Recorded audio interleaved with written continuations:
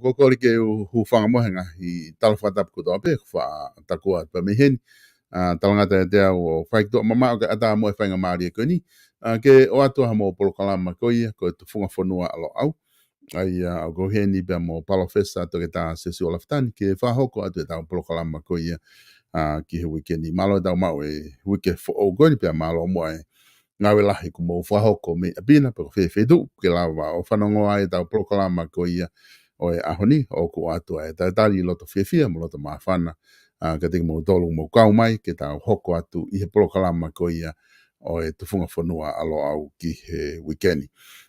Ia ku wakai hifo ki he tuu koe ai polokalama bai ma tuu ai taimi o ku toe pe ma whai polokalama e ua tolu ake polokalama o e ahoni pe e tatau ai polokalama ko ia tufunga whanua alo au ke tauni ko I ngā koe aho wike ulaki o tisema ka aho nima o tisema te umawahi atu ai pe me nusilani ki tonga I he whai mahina taha o whahauko ki whatongi ai pe a ngata rewa a ngahi memei ko konga lahi ngahi polokalama e lava ki ngata pe ia pe me he vipon media I he wike whaosi ko ia o e mahina ni ia pe whanki polokalama e lava pe o kei whahauko mai pe me tuke he kapau e sai ai tuunga o kuiai ai interneti pe me tonga pe mo wawao e lava pe ke hoko. Kai ne pehe ko uwhewhia ke taitalere ki mo tolu I ahoni ke tau polokalama ko ia pe mo e palofesa hoko atu e tau polokalama ko ia mo palofesa. I he ene pehe I howani ko uwhewhia foki ke taitalere ai palofesa ki he polokalama ko ia o ahoni nengo pe o ko wakai hifo ki he connection ai palofesa o ku ki motuhia tu I he tainimi ka ko duibe e maha ko ngā sekoni pepe me heni e lava ke lock in mai palofesa ke hoko atu ai polokalama ko e tufunga whanua alo au ki taun ko ne ku lava mai ki lotoni pe ko whiawhia foki ke taitalere ai palofesa I he howani whiawhia I he whainga mai ko I palofesa ke taitalere ko I he howani ko ilopena ki motuhia ki tua ho interneti ka ko ku ke ilotoni whiawhia ke palofesa pa whiawhia ke ai ngawe pe me he university o lo au I Kenpela pe mo e whaifatongi ai family I howani.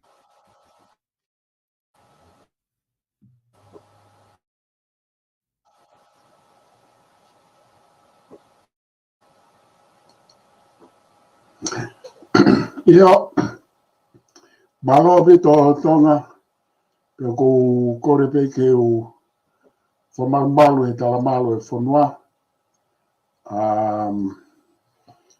Pe mo lotu, mo ako, ka e aka ke hoko ate ta polokalama, pe a kataki pene ki motuhia tueni, ka koeni koutou e whoke atu ki loto, o kou lelei pe e uho wawak, pe ulelei pe a Luciane pe mo e whamiri, pe mo e ngāu e lo auheni, pe o kou lawe pe o kou lau maari e lelei pe e tahene princesi ko la atu fui pe katuku aho, pe me heni, pe mohono ka inga, pe lelei pe o maufonuani ko e alupe ke whoki mai mawhanaka o ku kei whetokaki nei ki moko mai ana po, ka oku sai pe matangi maari e pe mea kotoa e uho rua malo.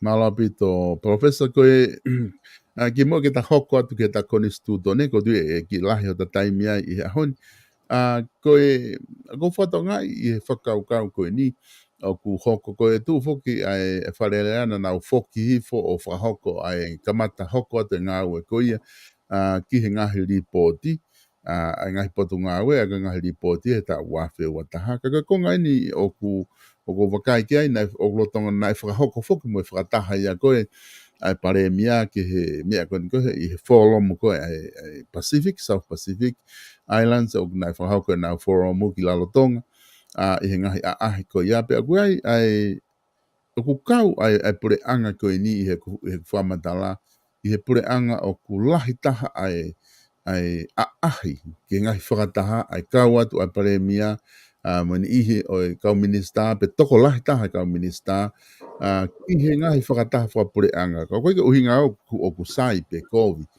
ka kou sio ke ta whaaki le rei aia o ku pehe foki e ngai whamatala ko mai me pare mia e ngai ahi me office pare mia e professor koe o ku mahu inga au pito ngai whakataha mahu inga au pito ngai whakataha ia ki tonga koe ngā he kumalawa ki nau kau atu ki ai he ngai whakalalahi koe ni o nau kau atu ki ai pe lava re ngai whanua ke whakahoko mai tokoni o whatatāpe ke whatahana whai ki New York na lava ke nau pai tala noa me kau taki Amerika pe lava ke whakahoko mai ai paanga ko ia e lava tokoni ke langa aki ai paanga mana ni manoa miliona pe fiha ku kau ai langa ko ia whare mahaki wawau ko ngahi whakataha ko toa be o ku lava ke whakahoko ko whatongai o ku kawai o ku nau whenga ke ngahi tokoni e whai ki tonga. Pe neongo o me hoko pe ngahi whakataha fulahi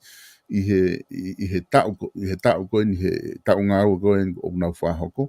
Ka ko te sio ke ngahi mea ko tokoni ki tonga professor o ku lahi au pito e ngahi tokoni o ku mahua ke whonua pe me he ngahi aahi me ngahi whakataha koe ni o ku whakahoko he puri. Anga pa ko paure ke whai hono fua tau i he ta whaaka taha pe he na tolo fulahi alu ke whakataha mea te pare mea ke whakataha mo kau minista ta whaaka taha unau pe he ko masiva ko tonga o ku aunga ngai whakataha koe ni ke o mai ngai fupaanga lahi ke tokoni ki he whonua ka ko ku whewhehu ia tu pare mea seo hanko lulu tai ko ni ko tau sio he whakapuna ku o tuuta whakapuna ko ni nai whaikiai whamatala mo tokoni na whai asteria na ua miliona ki nga tolu ki kamata aki hono whahoko koe ni whakatau wakapuna peto ki whakalawa reo me ngai whetu koe ni whakalawa mi ai ka aku tau sio ku ngā unu pe a ngā we e malanga whanua i he pure a ngā ki mua koe ni ko tu uta lulu tai e wakapuna lulu tai ka whewhe ho wakai e palofes ki a tu unga au ki ai ai whai whatongia koe e pare miapa mai pure a ngā i he lolo tonga ni talo nau hoko koe pure anga i he pure anga koe ni o hoko koe pare mia pa me kau minista he kapineti i he tau mai koe ni. Io koe whakarea koe pare mia wholau lahi ka hai. Koe. I e kautala noa pen me talu me he wafe hongo furu o whai mai ki he. Paku mooni au pito ia. Koe pare mia wholau lahi ka hai ki muri. Koe. Pea koe mea kou asmai koe me he ne ngahi wholau. Koe lahi taha e me wholau. Koe wholau o whai e me wheinga. Koe. Wholau ke ngahi whakataha. Pea koe wholau o whai e me wheinga. Mo e me hahalu ma ai whonua. Koe.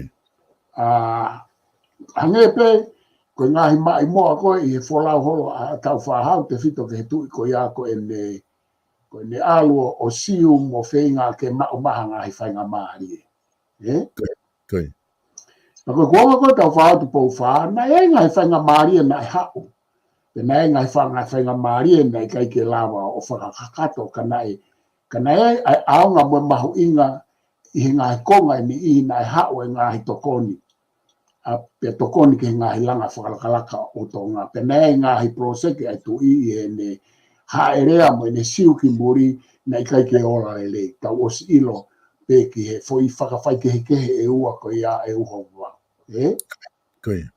Pe koe pare mia koe ni, o koe e ne u whorau, koe u whorau ia malawa pe ke whai hataha e ne kau minista. Koe u whorau koe whorau ko pau ko u folau o fe ma pau ke ai pare mia ke whakawhe i mai fe ma o hanga tonu ki ai. Ya hange ko Pacific Island Forum ko pare mia ai o fe ma ai lo tonga hoko. Ma guarda ma ne u folau pare mia ko ni ko ne folau o fe inga o hahau na ama mai ha u fainga marie.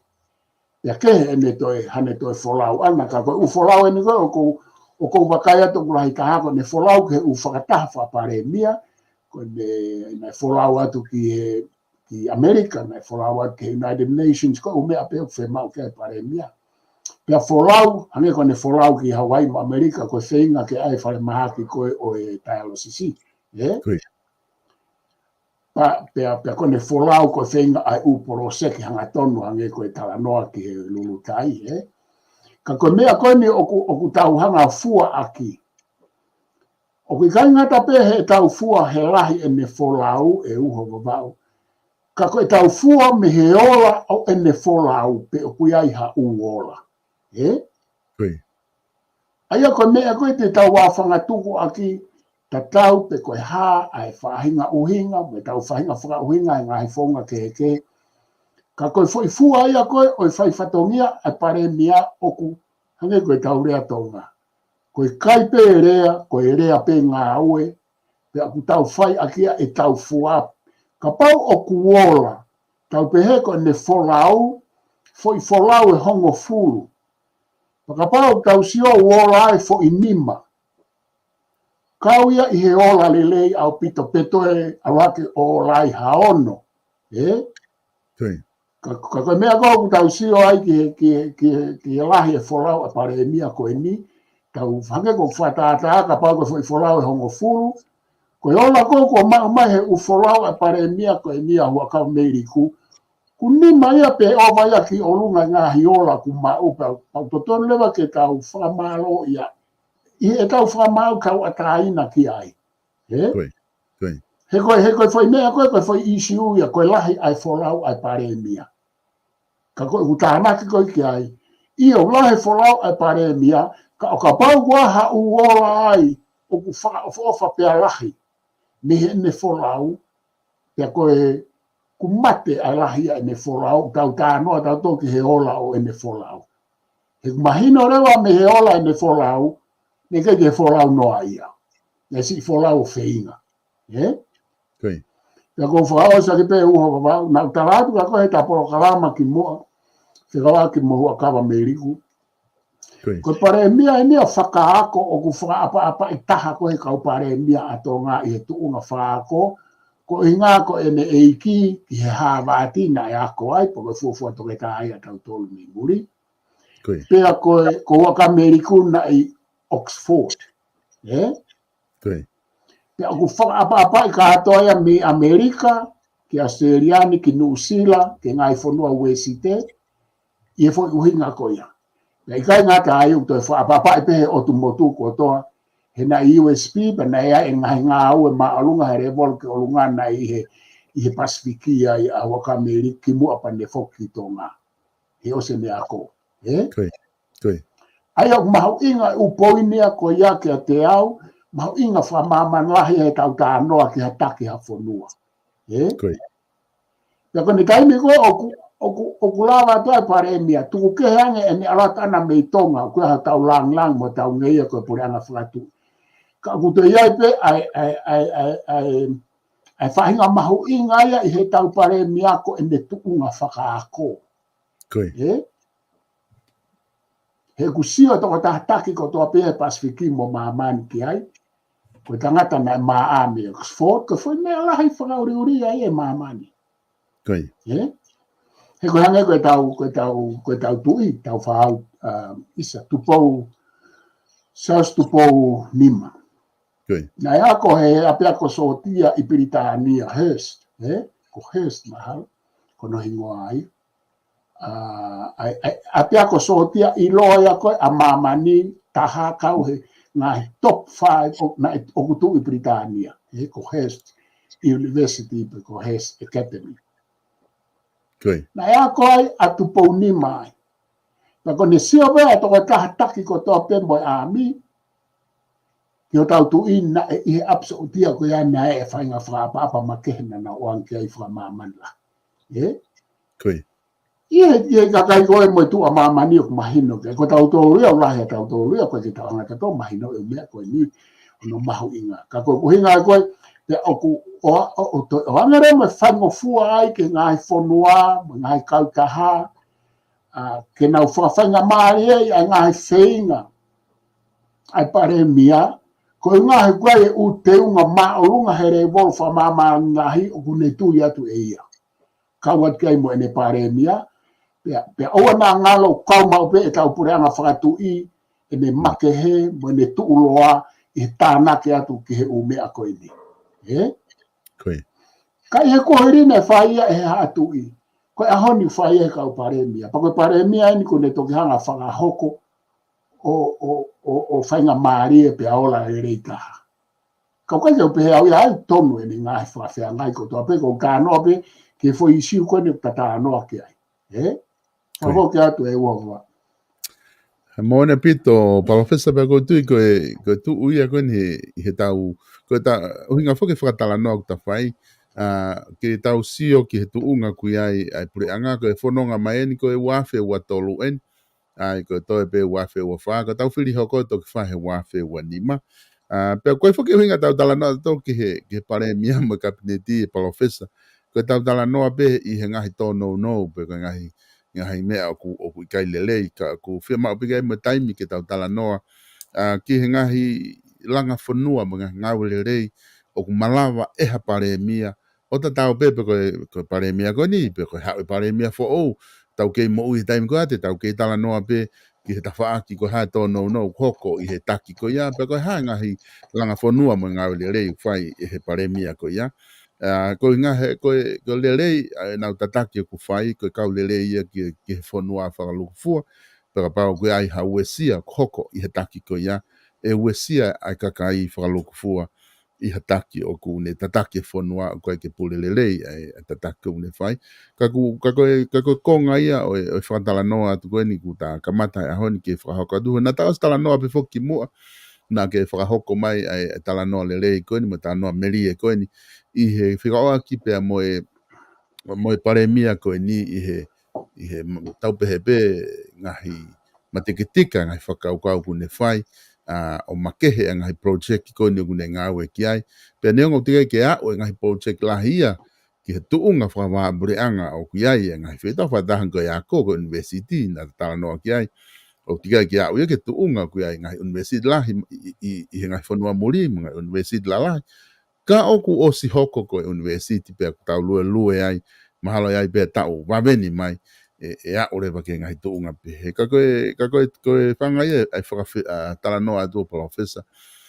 ki ho wakai ko ia fe tuunga ko ia I ho wakai ki he tuunga lue atu ai whanua I ahon neongo e lahe ngahi mea ku whai kia longoa aka ku ta seo tu ke tu ma upe paremia mo tataki pe ai pure anga pe mo fonua I hoko atu Professor. Io e uho vava na utala atu pe e au ia ta polo kalama ki mua.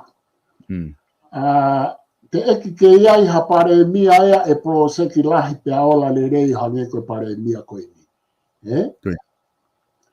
Pe au kai ke uhinga ka noa akuia e koe maha ume feitu e taha. Pe au manofo I he kere e taha koe ko hono tofi a fokene o kuiai hoku api.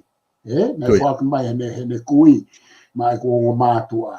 He kutu mai pia no api ka hala koe pau tu o tami ka hala koe pena mātupu hake. O kai ke uhinga pe he kāna mausi aswata hingire ia. Ko uhinga kānoa koe ku kānoa tau a tāina ki whakakaukau ko hono fua atu koe e au mwelo au ai u tukutuku lau mea ai upare mea talu mea tuku ke a Lord Severe he koe fo pure anga ia ki he liriu pe na nau nof pe nau tolu he whenga hangai mono whenga e liriu. Ka kone hako mea Lord tui wakano e ino pere tui wakano o au ke ahoni.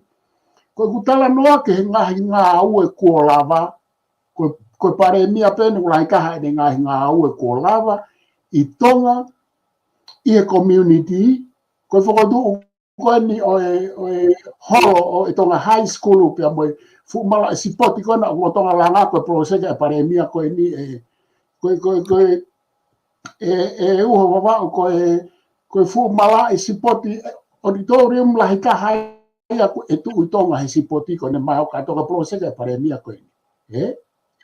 Ok, kei whananga mai tonga? Ia, koe ni kei whananga mai pe? Ia, ok. Ka koku toi o atu e hulu I kone ngā awa ke community ke koristutuku tonga high school. Ranga nau fu holo, moi hafua e mea kona na e hufi. Ko ia na e sea ai ko ene pro seke a paremia. Koe tau te awen ki tua ke ne prosek ki tua. Ta koe tau au koe ke toi tānakian kai koe auditorium koe sporti.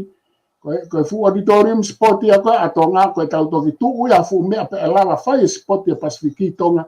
Koe prosek a pare mia koe niko ne prosek e na auditorium koe. Ye? Nea upe he fai ngai ni ina toton ke ai ke pure anga. Ka koe prosek a tonga high school koe a koe pure anga pa koe na oku ko ne la vai fai sport pasifiki ki tonga he ose auditorium ko na pa ko tau toksio ia auditorium ni mawai ai mala e sport he aya ko tau alu ki to ko ki huloi mai ne alu ai pare mia nga au ki community tu ku ke hanga ne nga na ko mau polo ka fu fa fi mari au bito he tapa ke he ki tonga tap tolu ka ko ne hau ko ke pure anga o kuia ia u tō no. Ta ko kure a mo oni atu eni ko ustara. No ape kia he tanga ai polo kalama. Ko u tō no e na a pare mea o kutuwa ki i he tawhake ka hamu kau patoa pa kuna wa. Adoa o ke pure anga ka pau ko u tō no ka kai toki a whanga tuku mai whokia he whanga mau anga e ua papa.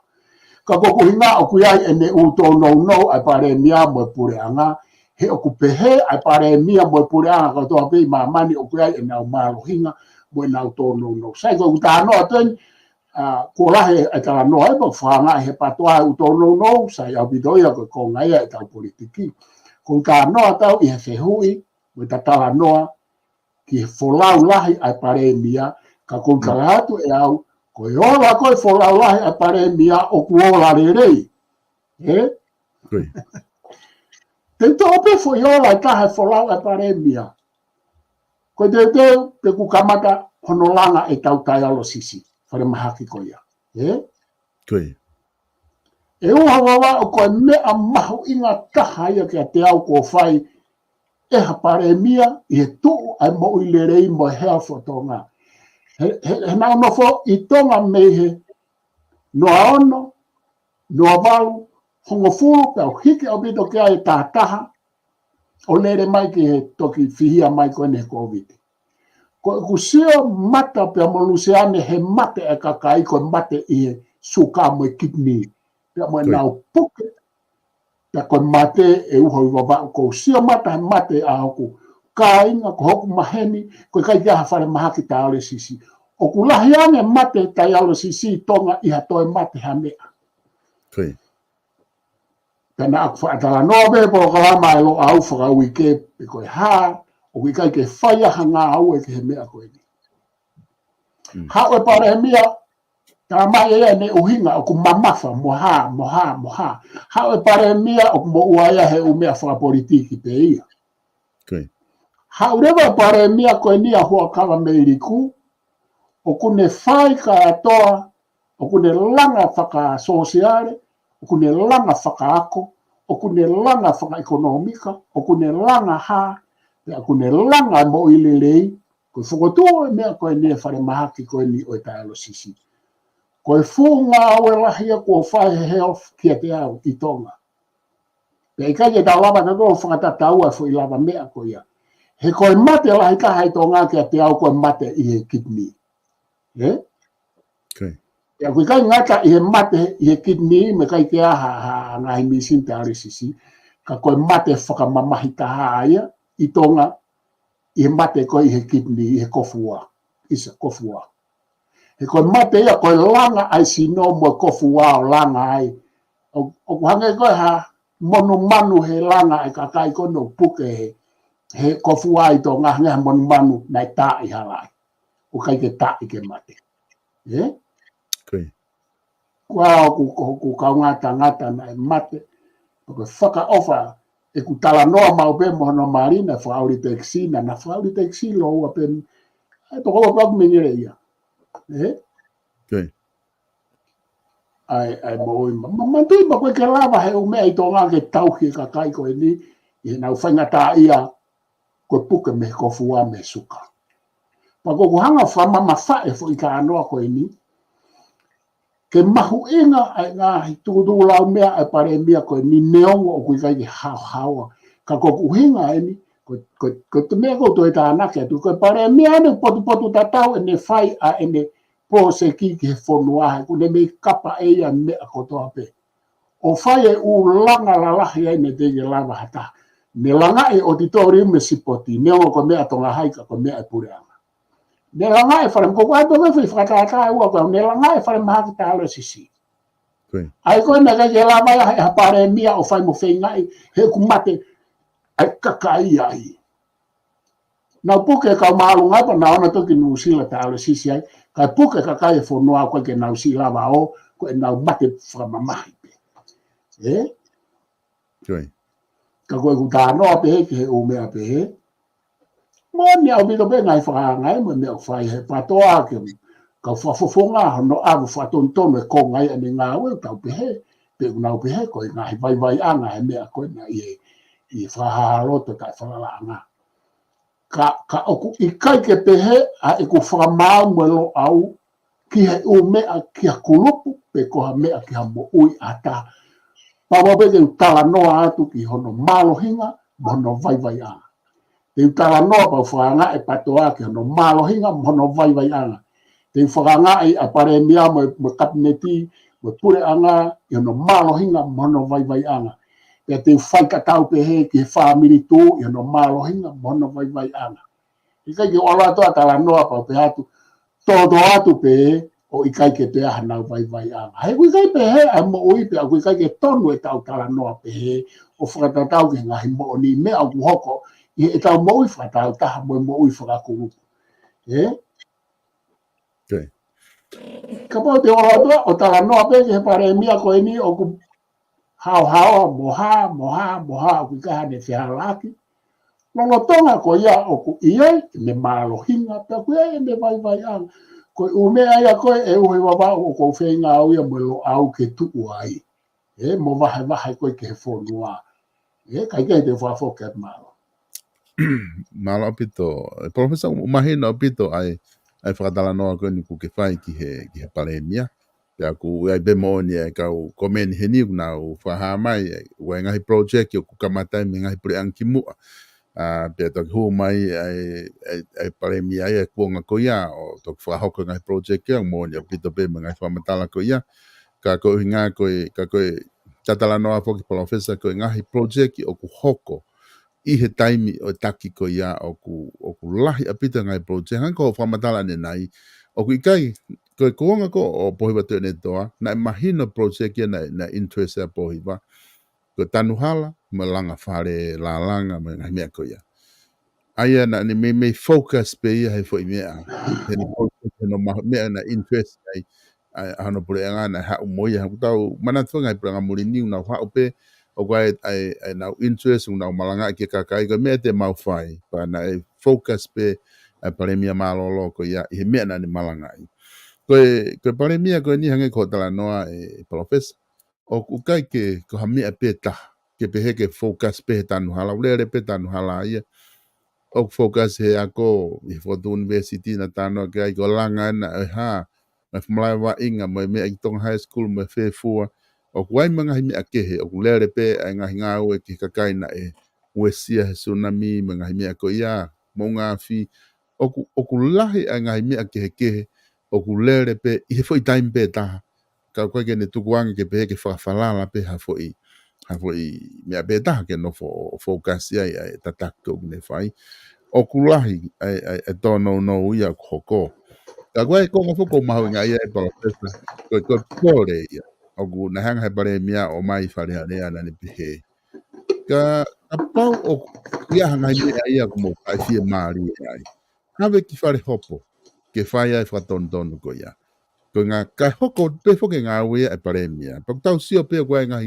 ke isi ko o si ki watu ki fare hopo pe e fraton ai e tok ma o no la nai fare hopo tau tok si o ai ka ku hange ko mea ko ko ke lere pe e pure anga pe ku ke fai pe me fraton tonu ka ko anga ia e tau no formo me ngai mea fra politika re ko fo noa he kai ke tu ai e pure anga ia ta off ki posi ai kai fai o mea ko pau ke tau hoko wai ta ne fe hu i mai ai whakau o ku fua foke asai e pure anga mane kovi I he whakaukau ko ni fua he tō lalo e tau mahu inga tau pa anga mane tō olunga ai o ku hanga report na whai he pure he panke pure profes na nau pehe la sai me ako sai me ako ko vi me pe ta na nau tala mai na kai ke malava o a usia he nau taketi ko kai ke malava ke solova ai tō lalo e tau pa anga ai ko taha ia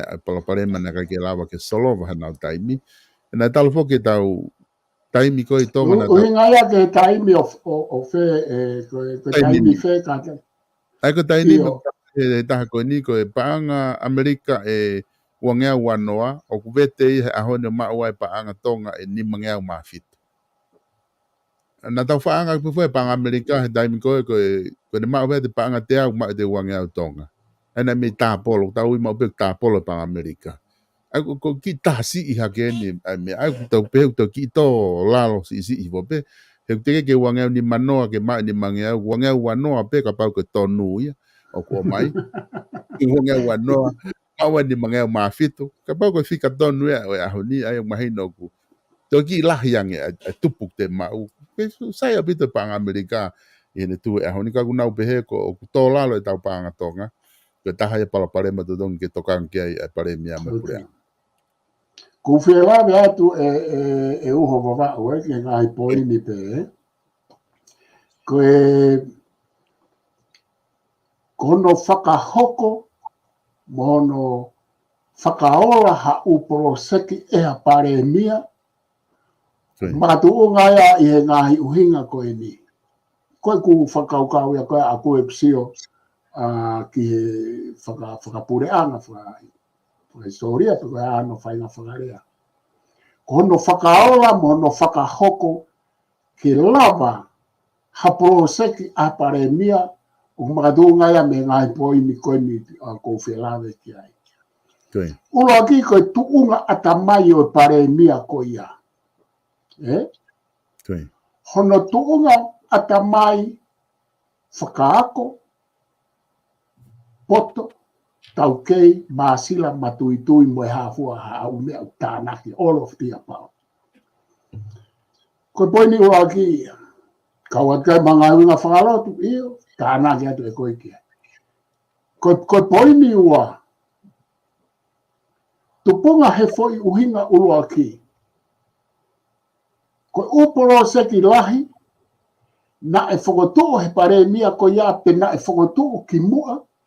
Ka ukulawa he pare mia ko ia mohono kabineti o whakahoko pe koe pare mia aia. He kai ke tau nofino tona e kamata e o hiwa tu ane toa polo seki ke he lulu tai. Whafo whaia. Na ane kamata kana ikai ke ne lawa whakahoko. Tau anga pe tau toro e credit ki ai pa tau whaapapa i koe na ni hanga whakawai. Ko pare mia ko ne lawa whakahoko. Ko pare mia ia e whai ai e tala noa mo e a whangatuku.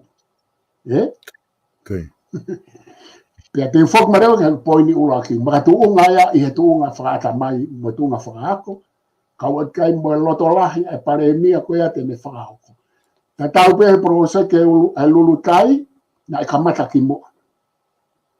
Ko university ko e whafonua na e kamata ki mua. Tau ene ni mangofulu no kamata whi whakaukau. Ki mua he wafe hongo fulu, o a umai na kamata ki mua, kamata whiri ngofulu tu pua whi whakaukau. A tau whao tu pou whaa pia mo toke tā lanka mariko. Sai. Whaa fōwhau tau whaa papa I a tu I mo tokon pare mia ko ia. Ma tau whaa papa I ngahi pare mia ko tope na e hoko ai. Na mau kala noa I pe ko na whaki pe mo tenteu pe ke whakotu e university ka na ke la vai ha pare mia. Ko mea ko uhinga ki ai. Mahalo pe na te kai ke kaimi tonu. Mahalo pe na te kai ke ao e kamai kau pare mia ko ia ke pare mia ko ni ai ni ko kalatu. Ko ia ku ne lava whakotu u. Pe ko ia e no whai kala noa he ko ia mi lava whakahoko whi whakaukau. Ko I tau dream, it comes true he taimi ko ku hoko ai mo toko taha aku ne whakahoko e uho mama. Kau e tau taha noa he ai Spoti Pasifiki mo auditorium. Na sa mala crispo hiva ya ke mai si poti kito a ikai ai ka kama ki mu ai ke mai si poti kito kai ke tu ia sa mala crispo hi ka ke sio ke whakaukau koe ai ke mai si poti kito nga pasifiki ka kai ia tau una atau toma tau mala e vai no mo tau auditorium ke whakarere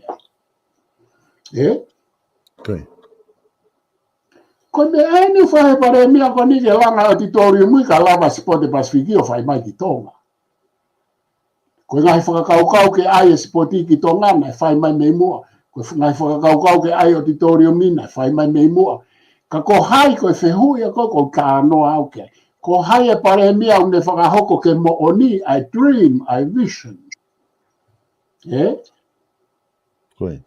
ia u vision ne ka pare mi ki mua na fai te kai peke hoko e pa ko ki tai to to pe hoko ka pau te fok te he au ke ka pare mi tal me wa a fengo fu ko hai nga o lahi ai pare mi ko lot severe I kai mina e pare mi ai ko ne nga o lahi ko tau to pe fa nga o ta pe ua na tumu ai ko nga o lahi pare mi ko ya ko ne whakahoko ai ma I mo atu funga fonua pe ko lo au atu pounima sa atu pounima keha ke fai e foi Sao Paulo fa politikare ia hanga I to no a lot severe io ka koe foi tumu ko mea koe pa ko whakaukau a haina e whakahoko wha ake riri mo ha isi ke he ko ko poini ko maalunga ko mai foi mea maalunga nei hoko e wafe ngo fungu ko fai foi Sao Paulo fa politikare pe ko foi lo au pe ko foi tufunga fonua no I fa lo au ai tamatu I ko sa astu po lima pe ko haina ne whakahoko e pare mia a hoko ia ko lot severe ko ne foi ngā e maho inga ia pare mia ko ia ko ha ai ngā au e maho inga a pare mia ko igno pere tui whakano ko tui whakano na kai iaha ne foi ngā au e tumu e ta na ne fai holo e ngā au e kehe I u whakarere I holo e mea pia na ne tui ki ai I he u tafa aki kana I te eki ke makape hafu foi ngā au e o whakatuputupulangi o hange koi foi ngā au e nei whahe pare mia ko hinga hena e moko I e tui ki Okay. ko ha foi ngā au e nei whahe samule a Crispo hiva I kaimi nei pare mia ai ko ha mena tumu he ne ngā au e ko ko hinga ni hene pare mia ko ke toka ngau ke ne teke mo ne mea whapolitikare ki mua ko ka no ka no foi piriote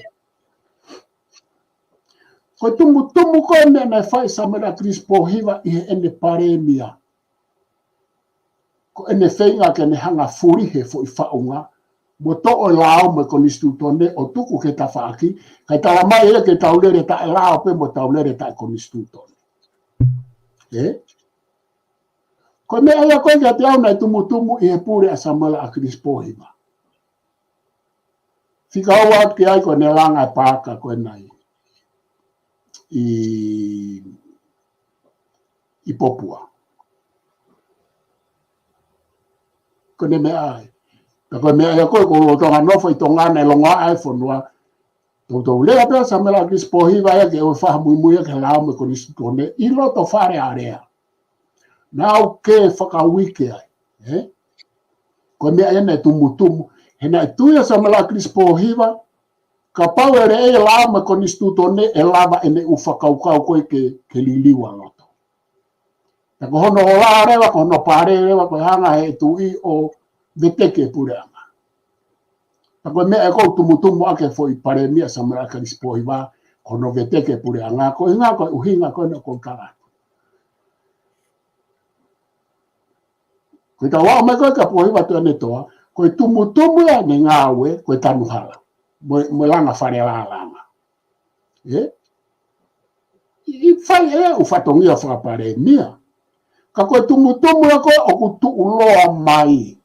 Koe hane u tu uloa mai me he pare mia Samuela Crispo hiva, koe whenga I ke rere tae whakalama tae whakonistutone whonua. Ka hane u tumu mai me pohiwa tu ane toa, sai, Koe langa whare la langa, whare kokaanga, pia moe hae mea ka tanuhala. So koe ana ni kamata whawa e mai lulutai, ke lawa ea whakahoko. He ku alu whataha, pia moe mea whakata mai he ngā aue, ko toa pe mātu unga i he tuunga whakata mai. Ma tau haore vai kia sa house, kia hua kawa me iriko. Papa ku tara no atu. Lahi au pete ume aia o ku highlight aki ai paremia sia o si ko ke uto hanga o stara no au ke ani nai. O ku ikai ko fo itaha pe pa ko ne tuki e sa se ngai fo proseki o ku tataha pe fo proseki taha ke tau ki olunga. Pa ku fo ia e hala fainga ta fo he ngai to no pe ku fai no whakanga ko me aia ta whaki whanga mo. Ka kai ke na wanga o folahi mai. Aia koe mea koe pea kou whakarea ino peheni. O kui kai au eo he pare mea hoko pe koe haa mea tumutumu ai pe koe ne foi proseke fia pe iaha mea tumutumu ai i he langi lau a ene pare mea mo ene tumutumu lau mea. Koe keu ino, e kai tau ino tau tō. Ki tau wak wadu pe ko hae pare mea hoko. Pa tau no forever, he koe kusio koe ki a hua kau meri ku. Koe pare mea ia i ono pooni te tau fua ake ai kau pare mea pe te nau lava whai hau. Ia pe he e ua mama. Koe tono no o whanga he patoa pa koe nau au ke whamau ngā moe ha eo. Mea eo pauke. Ko ka no ato au ia he hiri koe hua kau meri koe kai me mawahe ai. Te tau nofo pe moe ngahi lava mea, moe ngahi malo hinga mohono ngahi vai anga. E hoko re wai koe mea fua ke tau fua aki ai pare mea ko toa pepe e kune lava whaha mea pehepe e ofiki ai pe ka tau moia pe i kai. Heku tau mai ka pe pare mea ke tau fua mea i ngahi pare mea i he nau tukutuku lau mea mo upuro seki nau whai. Kai kau whakaoska whakafoke atu e ua wawa. Fotua University e pare mea koe ni, hua ka meriko. Langa auditorium sipoti e pare mea koe ni hua ka meriko. Fotu e lai peri moi holo o tonga high school e pare mea koe ni hua ka meriko. O mai e tau toi whamooi mai e tau kau taha whakapuna ke whainga i ke whakaloto whonua mo whakapasifiki mo whakamamani lahi e hua ka meriko. Ai koe na asfai mai he tamatu e ahoni e taimina e pare mea ai. Ya hanga samela Chris Pohiwa mo patoa o whainga ke tamate mo mau kaimo e whamore sirimu. Kana e whainga ke langa e kau taha waka e kuonga ko ia ke pare mea. Kui ai hono ngā i whakamore, e alo tau hongo furu ke to e lahi anga pe e tuk malawa ke ano tupu. Koe tau e nima ke tau hongo furu ngai kau taha waka mamani i ngai sawe au whai pe e tuk malawa ke aha tupu. Tau laki me tau ua tau tolu e tau kau taha waka koe ni koe hako. Ku whemba uia e Samuela Chris Pohiwi mo patoa ke hano tupu.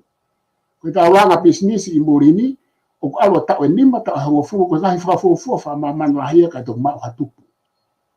Pena nau ke pe ai tonga o whakafoki he tamatu i koe ni ahoni, pe mo kau taha waka koe. Toki o mai rewa, hau rewa pare mea koe ni o mai i whakaukau tatau pe ka mata hange e whinga i a mo ui. Kui au i lau ke whakai po hau tonu mo hala he ai e lulu tai mo mea ko mea eo awe he patoa pe mo kau whafufunga. Ko tā noa atu au, he koe au whangatuku e tau tā noa i he politiki, koe tau tā noa me he ola. Koe langa whanua mo e politiki, o ku fua aki ai ola ho ngā aue. O koe ke fua aki ha tau tala noa mo ha tau lau, tau ke. E au whangatuku, o ku fua aki hono ola pe koe hamea ku tuu, koe hamea ku ola lelei, koe hamea koe ke ola lelei. Pe te tau fua aki re vai, ai ngā aue ai tamako ia. Pe koe pare mia koe ia. Ka pau koe iaha ngahi proseki a ku tuu, pe koe ngahi proseki na ai pare mia koe a ko mate, pe te tau peherewa o koe ke aha ni ngā aue ame tu. Koe ne lawa pe e ia whai pe u whatongia whakapare mia, anga maheni pe u lawa pe e ha pare mia.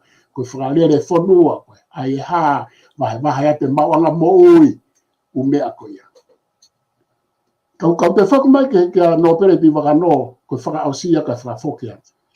Koe fua, koe pare mia ia nei ngalo ia au ta amia nei, koe tumu o ene pare mia, koe ne hanga o fua whai e mea koe ave wahe welfare ma ai whonua. Totongi hanga tone wahe e kautis e polo, ange e nau ki se niti neongo na si, pe ange me se niti a kau tangata eiki me kau fine eiki. Koe fua whakahoko ia ha welfare system, me he state, me welfare state, ki he kakai i tonga. Tuku ke hange ai ngahi. Services pe ia koe whare maha ki koe ako tato tongi koe ha. Ka koe hono toki ai fo i welfare state, i e uhinga o e totongi sirini, ki he tokoni o e kakai hanga tonu me hafni mai pore anga. Koe whai tuku lau mea maha inga ia, ai ki no pere piwa noko. Mana tui hake kakato pe, ai ngahi tuku lau mea ai kau pare mia. Ka koe lahi taha ni ko waka meri. Whafoke atu moha kata. Nā ria pito e palofesa. E whamatala koni ko ke whai, pe kou tui mahalo o ku tau wako kotoa pe mi ai, koe ngā koe o tau kautaki, e o ku kōpau pe ke ai utaim pe he, pe matau sio ki he, ke ngahi tawhaaki lelei o nau whaifatongi ia, e ku mahu inga ia ke langa whanua, pe mo e kakai whakaluku fua tonga. E palofesa koe tuu dai ni mi koe tataimi, taki awhe mo ke takoni stuto ne, koe ngaha ku mawhana e whatau. Ka ko tui ke ai penga he polokalama te tau hoko atu pe. Ka koe taki awhe mo koe kupu ono whaa tai ai i he ahoni. Ko kore ke taki awhe mo kia he tatonga taimi koe ni ke ki hoko atu pe ta unu atu pe he ta ngahi kupu koe he koni stuto ne. Koe kupu ono whaa koni stuto ne, mahalo a vito koe ngahi mawhai o e kau whiri. O whai kau whiri si koe ni a whe ko os mahino? Ikai, o tiki ai. Ia, tika ki mahino, ok. Koe kupu ono whaa, koe ngahi mawhai whiri o e kau whiri. Koe taha tonga kotoa pe ko ka kato hono ta ua fulu mātaha pe lahi ange. O koe kai ko hono pere. O koe kai whaha pe vare. Pe o koe kai whakatāpu ia e hono ua fulu mātolu e kupu. Ka pau kore sisita ko hataha whiri. O pau ke ngofua ke ne kau. I he whiri o e kau whafufonga e kakai ki he whare area. Pe i he aho ko tutu uni he whiri o e kau whafufonga e kakai ke. Pe i he aho ko tutu uni ke whai ai a whiri. Ko pau ke whakaataia mei hano whakailo ko uhi ko ha mo ua. Hoka atu ki he pakalafi hoko. Ko taha o kai nofo i tonga aia o ngofua ke hoko ko taha whiri. E ngofua ke whiri i ha whiri. O ka pau pe o sile sisita ko taha whiri pe a kulolo tonga i tonga ki he whiri. Aia ko pakalafi ulo aki mahino au pito. Ai ngahi poini ko ia ko ua fulu mātaha. Ko tau koi ki he tuku hau. Ko tau taha ono. Ko tau ia to tong tuku hau. Pe ko tau ia ke te o ku ngofua ai whakalao ke akita ke te ange koe mau hato kere pe koe ha, pe koe whoa, pe koe passive me tamai ke whoa. Hange ka te au koe tau taha ono, tau taha ono ke tau tuku hau i koni stutone. Koe tau ua fua mā taha whai ki o lunga koe tau whiri whare are ai, aini whai kai taha noa ai parakalafi uruaki, koe kupu ono tolu. Pea koe ni iho ki kai ke mau no pere, koe ni iho kai ke whaha pe vare, pea ki kai tapui e he ua fulu mātolo e kupu aia ko kapau kwa na ngahi mo ua na ta osta noa ke e proklama whaosi. E uho kawao. O kupau ke ngofua ke ne kau ke whiri o e whafonga e kakai. Whafonga, tau tānoa ke whafonga e kakai. He kumake he pe ai whiri e kau hoi kina pere mua nau whafonga. Aia koe konga ia e kupulu aki, koe konga mahu inga aia. Whai o whakatatau ke lao, o whai kapau a tāme e konga o ua fulu mātolu o e kupu. Pa tau hao koe ke kupu whaosi, ko taha o kai nofo i tonga, aia o ngofua ke hoko koe taha whiri. Koe ke nofo i tonga ka ngofua o ka pau o ku i tonga. Ta ka pau ko o sile sisita ka o ku i tonga. Ko pau ke ngofua ke whiri pe i tonga. Aia koe ko mea whanga mawha. Pea kune hanga pe o whamahina mai fo i konga koe. Koe ke whaha whiri mei. Te kai ke mahina au pito au koe ke tala mai whaha whiri pea mei tua. Mahalo koe konga pea ko whia lawe ke kupono whaka whafoke atu uago vau. Professor ko tu mahino pe ai kupono wha ia mawhai o kau whiri. Ako kore ke ta hokot mo ke kupono nima. Kupono nima ko mawhai o kau whafofonga. Au ka hawa me kau voters ke kau representatives me kau candidates. E whai ai whiri o kau whafofonga o kakai ake ai pāloti. Pe ilonga hataha kua whakangofua ke whiri e ngofua ke whotu uia koe candidate pea ke whiri ia koe whafofonga mai wāhenga whiri ai a kore sisita ki ai. Kai kehe kua pau hei kai ke whiri hataha ai a kua whai ki ai ha tutu uni ia whamau anga ia pure anga ke totongi hapa anga ko tuhu i pau ai a kohono kotoa pe konga o ia o te eki ke totongi pe kua tutu uni ke totongi whakakongo konga ai kotoa pe konga o pa anga o te eki ke totongi whakakongo konga ko ia e aho o atu ai e tokataha ko ia e ne pepa whiri ke o fisa whai whiri. Ko mea maho inga ia ko uhinga eni ki kau kandidati ai pakalafi ua ki. Ko pau ke hao me he whai hia. Pea ka pau ke aha no mo ua ko e whamamamfa mai. Ko pau ke ne totongi. Pe totongi kongo ki mua ke au mai ke aho aluai o whakahu. Au ke ofisia whai whiri ke whahu e ne pepa whiri. Ku osi totongi hono umo ua. Ko i pakalafi a ko eni. Pakalafi ua. Ka ko pau ko hata o kai nofo i tonga ai o ngofua ke hoko ko e taha whiri iai pe e me mawhai ke hoko ko candidate ka pau o kune i tonga ia waha taimi ko mahina e tolu i loto ia mahina e ono ki mua i e whiri whela wei ko ia.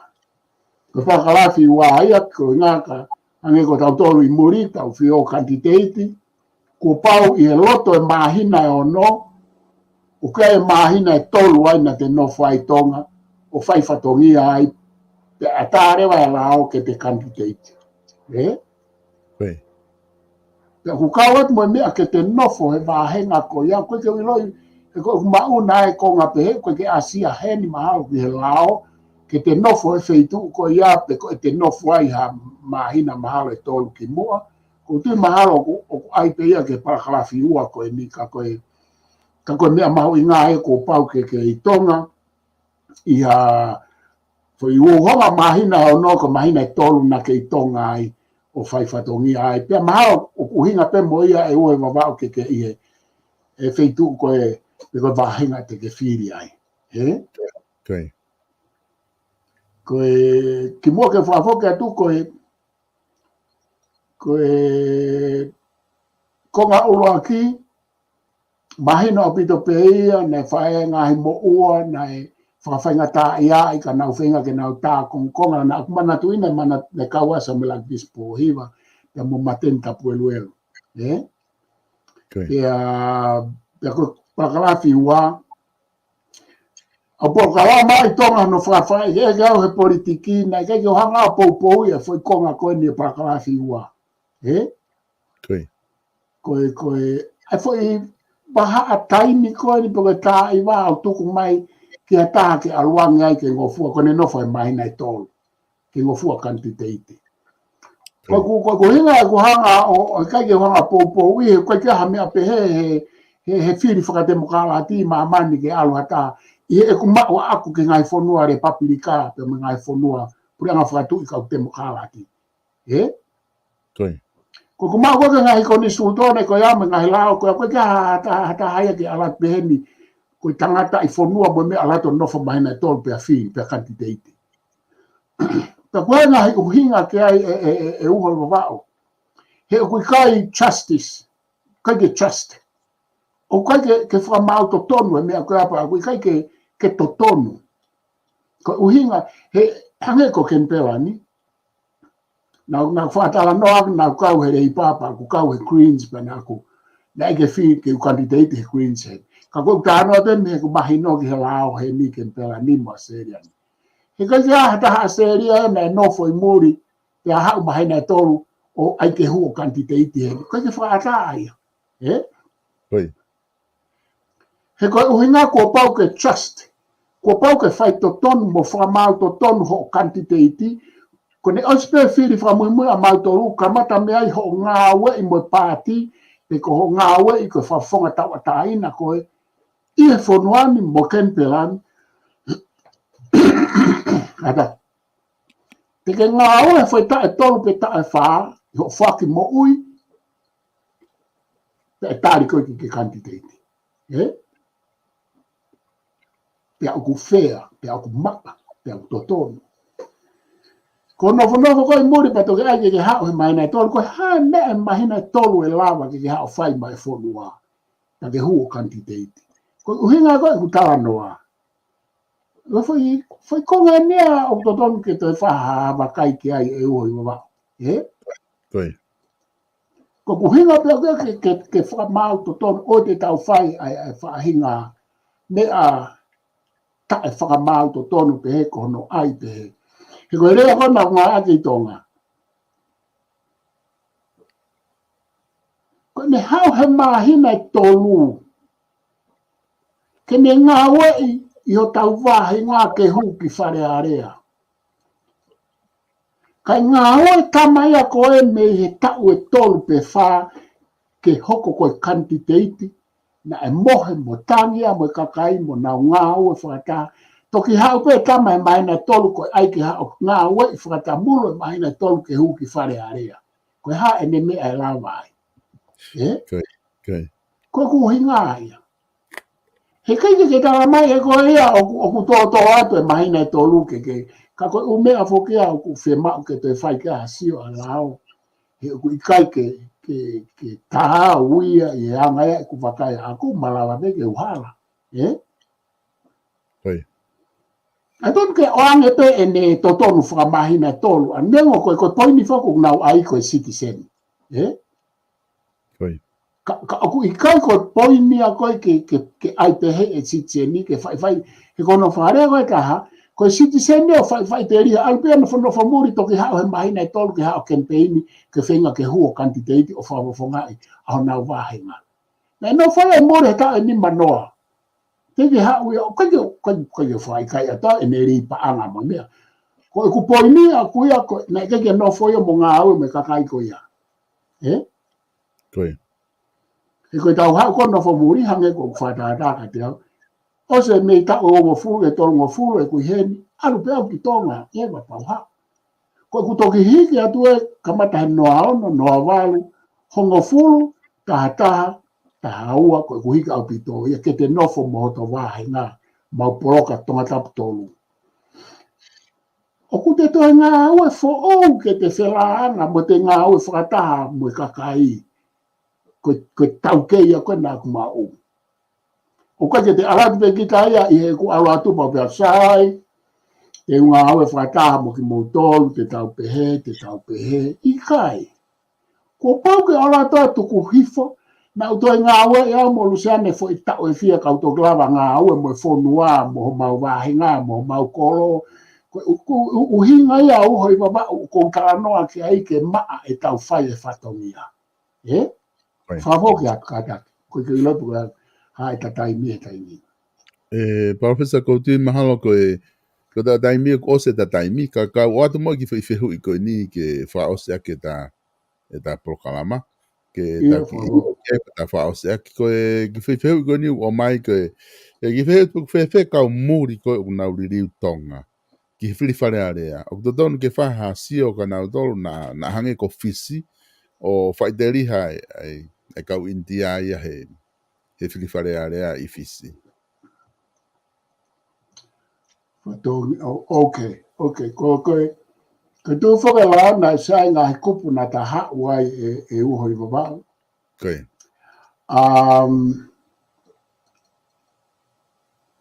Oku ikai ke tau mau ai fo ngofua tatau no fo totom tatau pa mo kau kone uhinga ke iri kwa kai akau muri sitsene akau muri. Koi. Iyo. Itonga. Iyo hange ka tau fatata aki koi kau saina. Koi. Ko me ni ko mari i ai. Ko kau papalangi ko kimu ai tau tano aki kau saina. Neka ke tari na uriri sitseni e uho ba. Koi. Kau palangi ko to pena na no fonge ki tonga. Fatatau ki e konga kimu ai konistu tone. Na e foke sitseni ki e nau whanau ka pau oku nau whae pe tamai tonga. Koi. Ka koe foi kau pālangi koe na e mari tonga, na i kai ke oange hanau sitsen tonga, na anau ange pe e nau u visa pe ke nau ka hako ano whakarea. E nau u kai koe citizenship, hangi hanau permanent residence. Koi. Aia koe poinia, koe kuwanga koe whakaukau, o ko hange ke te au koe permanent resident i he whainga natula ko ia o oangi koe ma e kausia ina. Koi. O ku whakarea o ku nau citizen i tonga, ka koe ngahi totonu, o ku tatau ia moe totonu ai permanent resident i heni. Koi. Ko au na aku permanent resident. Ako tani koe na pasi ai koe fo i lao koe, ke ngofua tuo citizenship ke te lao koe citizen tonga mo citizen Australia. Ko ne osko fe pasi lao koe ia hei hongo fulu, na aku toki ririu re wau o Australian citizen. Kata, ko mai peke hulu e fo i fehui paho inga koe. Aia ko au o ko citizen Australia pe au toi citizen tonga he taimini. Kana ke ulawa whaia ki mua he te kai ke ririu e fo i lao. Koi. Aia pa ko passport i ua.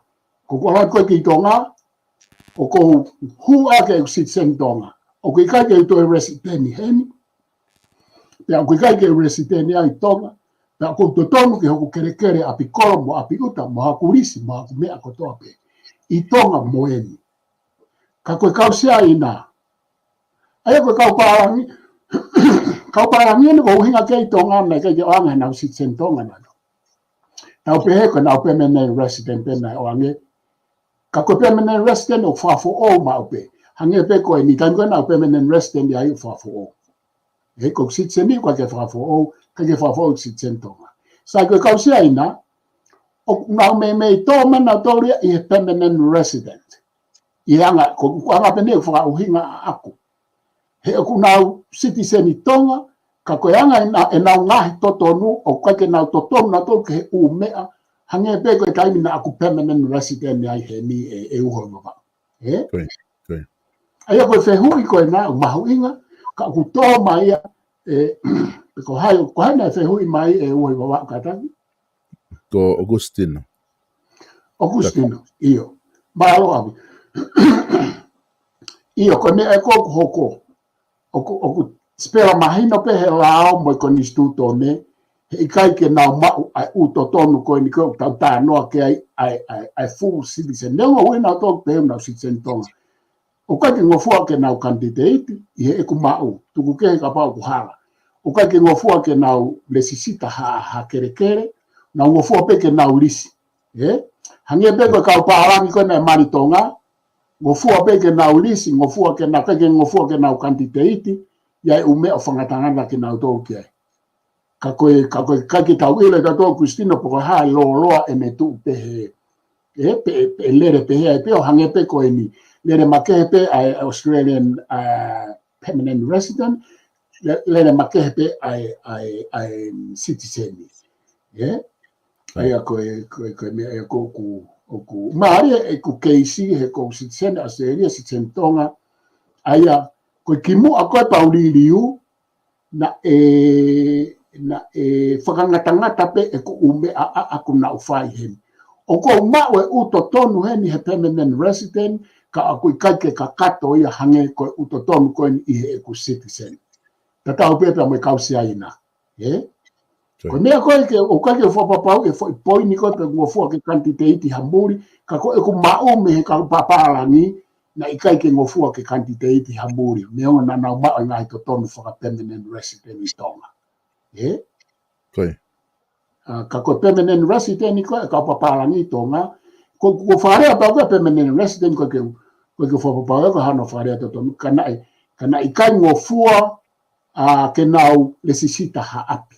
Neka ki ngofua ke nau whiri whare area, nau hanga pe o lisi. U api ko tana e lisi e kauri ko likamani ko hai fua na nau lisi pe. Ko wolf crab na nau lisi pe, ai u api a toki. Alake e nau wha nau toki lava le sisita. Mahal koe whai keisi pe ka na mana tui koe ke hanga i lo i hono uhinga. Nai ai wolf crab na e whae tonga ki ka uhi kolomotua. Kana i kai ke oange haane sitiseni ana. Na ko tui mahal koe kai mea lao he aha ko ia koe kai ke oange ko hinga he koe ke tamai tonga. Na tamai si amani. He ku mahu inga ai tamai. Koe aho ni ai tuo citizen ni. Ka tau pe o ku ke whae tonga, pe ku ke tamai tonga, o ku malawa pe ke ririu tonga. O kai ke toi whangatangata ia ke tamai. Ia koe mea, koe ku ofifine koe ku tahine, o si hanga ririu tonga, ia ne passport tonga, ai o malawa. O si ai ene tegake ai ene passport, o si ai ene tohi tau tonga. Ai bagi tonga ririu, koe ange pe e ku tohi, pe mohoku maari ene whae, whamo one o mea koe na mamari, pe whakaiku mai ka te au, na ngaliliu e tahine ke hoko koe citizen tonga, ia no tau taha ono. Aia, koe tu koe kai mini o citizen tonga e tahine, ia ene tohi tau tonga, ia citizen Australia na whaere i hen, kau te kai ke ai ene passport. Ka koe ku lawe pehepe aku ia ke fo i whehu i kono. Te hulu i mai pe uta whaaki e uho i wawa uka whawhokia. Ko tu professor kumahino e whamatala ki o mai, ka te uate whangamare koe ni, ka bau te hamea ku ke loto ke whaosiaki, ka tato ki hoko atu e ta prokala mai hui ke kahao. Marobe to he wa pe ko whamaro atu ke ngai whehu, whamaro atu, au Christina whamaro atu ke homo lafo whakai whakaukau mai.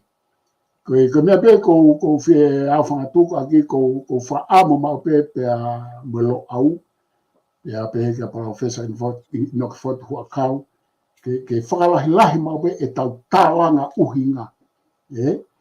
Ke tau whenga mau pe i e tau tala noa, i he media whaasosiare. Ke tau whakawhai ke hei, e tau tala noa whakasino, mo e tau tala noa i kai ke aha whakamooni moha uhinga, pea mo e tau tala noa ki he issue, mo e tau tala noa whaka uhinga. Ko tui koe me alahi a koe o ku manofo ke ai mo professor hua kau, ke whaka ai mo tau whenga mau pe ki ai neu o whainga taa, pea e lawa pe o tau whea ko aki pe heni pe.